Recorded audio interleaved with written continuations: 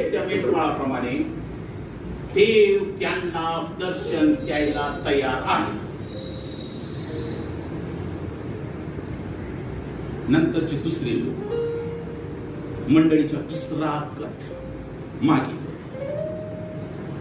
मागे लोकांना देवाचं वचन पूर्णपणे समजले आहे. खरं तर यरुशलेमीच्या पुढाऱ्यांना ते समजायला पाहिजे होतं, पण मागे लोकांना ते समजत नाही. खरं तर ज्या सियोनाच्या तटावर अनेक लोक पहारा देत होते, त्यांनी जगासाठी प्रकाश व्हायला पाहिजे होतं, पण नाही. ते बेफिकिरीचं जीवन जगत होते. ते आपल्याच गर्दीमध्ये जमा होते.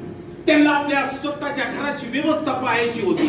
त्यांना त्यांचे चर्चमध्ये मिळालेले, यरुशलेमी मिळालेले पद सांभाळायचे होते. त्यांना त्यांचे कर लादायचे होते. त्यांना त्यांचे घर भरायचे होते. आणि या जगातल्या प्रत्येक गोष्टीमध्ये ते गुरफटलेले